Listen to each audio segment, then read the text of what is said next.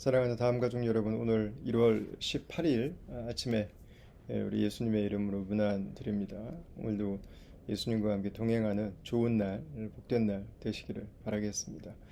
오늘 우리가 함께 나눌 하나님 말씀은 요한복음 6장 1절부터 15절까지 말씀이 되겠습니다. 우리가 사랑하는 그 오병이어 사건이 기록이 되어 있습니다.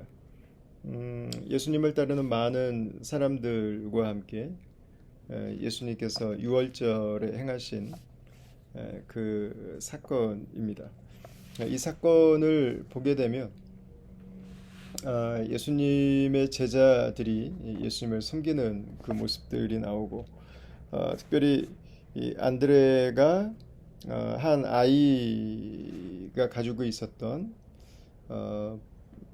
오병, 보리떡 5개와 물고기 2마리를 받아서 예수님께 드리는 것으로 이야기가 전개됩니다. 어두워지고 사람들은 많고 하루 종일 먹은 것이 없고 그들을 먹여야 하는데 그들을 먹이기 위해서 너무 많은 것들이 현실적으로 필요했습니다. 그래서 이것에 대해서 어떻게 해야 될까 함께 제자들이 주님께 질의를 하고 대화를 하다가 거기에서 한 아이의 도시락이 나오게 되는 거죠. 그래서 5절부터 보시면 이렇게 시작돼요. 예수께서 눈을 들어 큰 무리가 자기에게로 오는 것을 보시고 빌립에게 이르시되 우리가 어디서 떡을 사서 이 사람들을 먹이겠느냐 하시니, 이렇게 말씀하시면 친히 어떻게 하실지를 아시고 빌립을 시험하고자 하심이라. 빌립이 대답하되 각 사람으로 조금씩 받게 할지라도 200데나리온의 떡이 부족하리이다. 이렇게 말씀하고 있습니다. 예수님이 빌립에게 물어보셨습니다. 이 많은 사람들을 먹여 살리기 위해서 떡을 어디서 사야겠느냐? 예수님께서 이것을 물어보신 건 시험이다 이랬는데, 그들을 먹이실 분은 예수님이셨죠. 근데 빌립은 그것을 현실적으로 계산합니다. 현실적으로 계산하는 사람들이 필요합니다. 그러나 우리가 처음부터 열심히 일을 해서 벌어야 되는 것들이 있습니다. 그러나 어떤 하나님의 일들은 하나님께서 그 일들이 될 수 있도록 채우시고 공급하십니다. 조금만 바꿔서 보면 우리가 버는 것들도 하나님의 공급하심이죠. 우리가 모으는 것들도 하나님의 채우심입니다. 어떤 방식으로 우리가 선교단체나 아니면 NGO나 교회도 마찬가지겠죠. 어떤 재정의 후원으로 헌금으로 이루어지는 것이 있습니다. 그러나 비즈니스 같은 경우에는 반대로 움직인다고 생각하기 쉽습니다. 그러나 채우시는 분은 주님이시죠. 주님께서 우리 공급자가 되시는 거죠. 주님께서 보실 때는 원리가 조금 더 다르지 않습니다. 우리가 볼 때 어떤 거는 내가 버는 것 같고 어떤 거는 내가 지원해 주니까 되는 것 같지만 주님 보실 때는 똑같습니다. 하나님께서 공급해 주시는 것이고 하나님께서 공급해 주시는 것으로 다시 주께 드려서 주의 일들이 이루어져 가고 있는 거죠. 이 빌립은 어떤 스타일인지를 우리가 딱 알겠죠. 아주 이성형의 사람에 이렇게 예수님 말씀하실 때 바로 대답하는 거 보니까 이 사람이 가지고 있는 자신이 옳다고 생각하는 거에 대해서는 소신이 분명한, 그리고 아주 굉장히 디테일하고 굉장히 확실하고 현실적인 그런 안목을 가지고 있는 사람이라고 하는 것을 저희가 알게 되죠.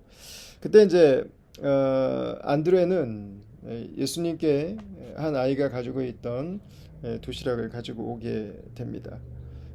그리고 이제 질문을 하죠. 9절에 보시면 여기 한 아이가 있어 보리떡 5개와 물고기 2마리를 가지고 있나이다. 그러나 그것이 이 많은 사람들에게 얼마나 되겠사옵나이까? 이렇게 질문을 합니다. 빌립과 안드레의 차이. 빌립은 계산해 보니까 답이 나오지 않습니다. 그래서 아이 하지 않아요. 근데 안드레는 아이 도시락을 하나 가지고 옵니다. 한 아이가 가지고 온 것을 예수님께 드립니다. 이게 이제 부모가 뭐 전달해줘서 아이가 심부름을 했든지 아니면 우리가 흔히 말하는 것처럼 아이의 도시락이든지 뭐 여러 가지 예수님을 평소에 사랑하던 가정에서 예수님 식사하시라고 도시락 싸서 아이를 통해서 보낸 걸 수도 있고요. 뭐 여러 가지 해석들은 가능합니다. 근데 안드레도 역시 이걸 예수님께 드리면서 이걸 예수님께 드려야 될 타이밍을 찾다가 이 사람들을 먹여야겠다는 예수님의 이야기를 듣고 예수님께 가지고 나오긴 했는데 이게 얼마나 될지 망설이고 있는 모습을 볼 수 있습니다. 여러분, 그러나 중요한 것은 얼마나 드릴 수가 있는가가 아니라 나에게 있는 것을 드릴 수 있는가가 중요합니다. 심지어 안드레는 자신이 직접 드리지 않습니다. 자신이 직접 드리지 않고 다른 사람이 가지고 있는 것을 예수님께 전달해 드립니다. 안드레는 항상 네트워커죠. 이 두 양쪽을 연결하는 역할을 성경에 보면 하게 되죠. 베드로도 이 안드레가 연결 해주게 되죠. 안드레는 네트워커입니다. 연결해 줍니다. 예수님과 사람들을 계속해서 사람들이 주께 쓰임 받을 수 있도록 연결하는 역할을 하죠. 주님의 일하심은 이 부족한 것으로도 드러납니다. 이 사람들을 위해 주님이 일하시기에는 아무리 작은 것도 쓰임 받을 수 있습니다. 안드레가 이것이 많은 사람들에게 얼마나 되겠사옵나이까. 주님께서는 우리에게 다 먹여라 이렇게 말씀하신 적이 없습니다. 주님께서는 다 책임져라 이렇게 말씀하시지 않습니다. 주님께서는 어떤 것이 필요한지를 말씀하시고 우리가 감당할 수 있는 것들, 우리가 순종할 수 있는 것들을 순종하라고 하시죠. 우리가 처음에 그 이야기를 들을 때 마치 내가 다 해야 될 것 같은 생각이 들 수는 있습니다. 그러나 처음부터 끝까지 만약에 내가 다 해야 된다고 생각하고 간다면 그것은 내가 내려놓아야 될 부분입니다. 나중에 하고 나서도 위험해집니다. 결국 내 몫을 찾고 결국 내가 어떻게 했는데 이게 나올 수 있어요. 아니에요. 우리가 드릴 수 있는 것들을 드리는 거고요. 우리에게 있는 것들을 드리는 겁니다. 그럼 이 모든 많은 사람들에게 얼마나 되겠습니까? 주님께서 채우시는 거죠. 얼마나 되겠습니까? 이 오병이어가 이 많은 사람들을 채우는 것이 아니라 주님께서 이들을 채우는 것입니다. 그러니까 주님께서 쓰실 때는 별 문제가 되지 않았습니다. 주님께서는 이 오병이어마저도 기쁨으로 사용하셨습니다. 주님께서 어떤 분이신지를 드러내는데 이 오병이어는 전혀 문제가 되지 않았습니다.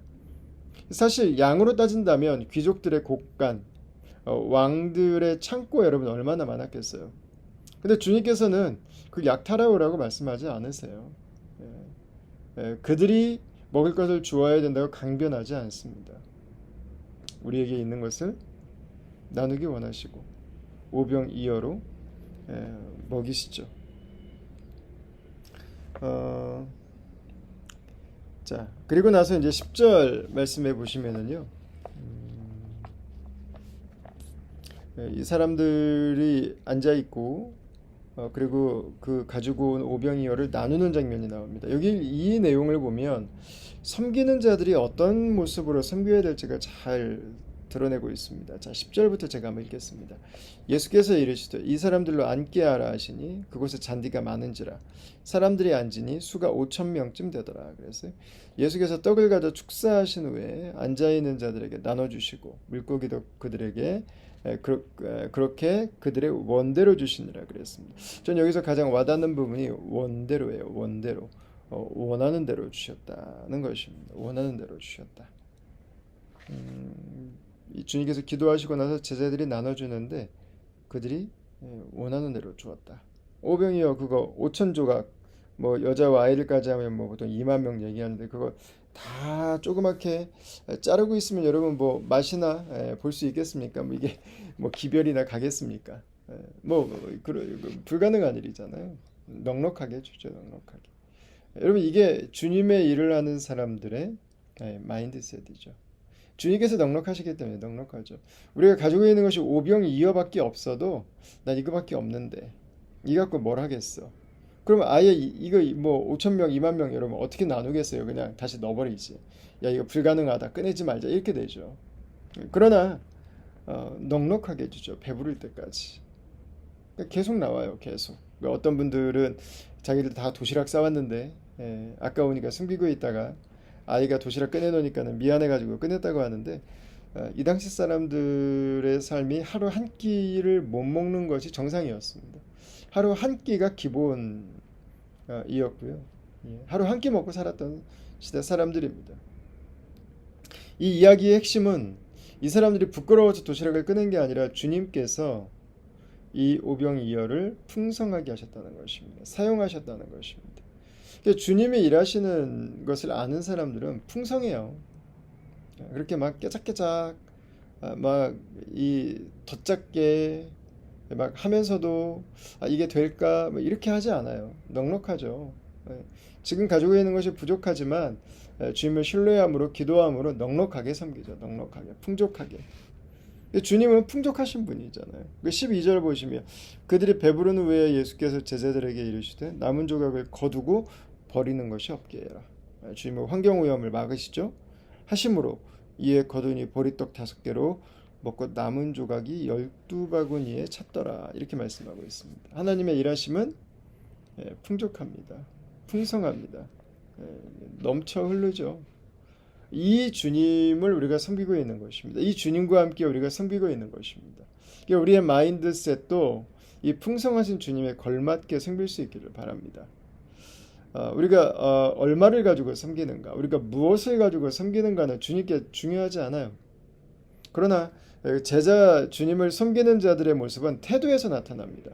주님이 풍성하시기 때문에 넉넉하죠. 계속 이 주님께서 못하실 것처럼 믿고 하는 사람들이 있어요. 주님이 하셔도 안 될 것처럼 생각하고서 하는 사람들이 있습니다. 항상 이 미간이 찌푸려져 있고 항상 안 된다고 하는 말들이 입에 달려 있습니다. 안 될 만한 이유들을 수십 개 알고 있습니다. 이게 맞죠? 다 맞습니다. 여러분 오늘 광야에서 오병이어도 마찬가지잖아요. 우리가 이성적으로 생각해보면 될 만한 이유가 뭐가 있습니까? 하나도 없지. 될 만한 이유가 하나예요. 주님이 하시니까. 주님이 거기 계시다는 거예요. 주님이 거기 안 계셨으면요 오병이어 있어도 소용없었어요. 그러나 주님이 거기 계셨기 때문에 풍성하신 주님이 계셨기 때문에 오병이어를 넉넉하게 하실 주님이 계셨기 때문에 이 일은 일어난 것입니다. 우리의 사역도 마찬가지입니다. 왜 어떤 사람들은 넉넉하게 섬기고 어떤 사람들은 그 마음이 넉넉하지 못한가? 여러분 주님이 계신가요? 문제예요. 주님이 계시다면 작은 것을 가지고 섬겨도 넉넉합니다.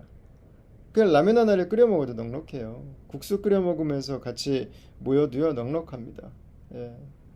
꼭 최고의 바리스타가 내려주는 커피를 마시지 않아도 최고의 빈을 쓰지 않아도 그냥 맥심 커피 마시면서도 여러분 넉넉해요. 넉넉해.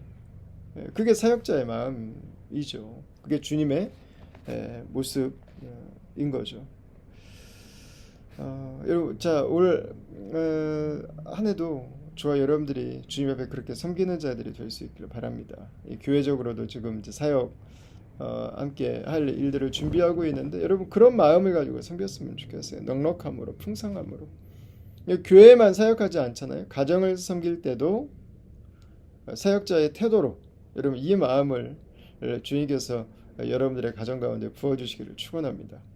여러분들의 일터와 여러분들의 사업장에도 이 은혜가 임하기를 원합니다. 여러분들의 친구관계, 여러분들의 동호회, 인간관계들 속에도 여러분 이 주님의 넉넉하심이 부어지는 오병이어의 역사가 바로 이 말씀을 묵상하고 있는 우리들의 심령에서부터 함께 흘러갈 수 있기를 우리 주의 이름으로 축원합니다.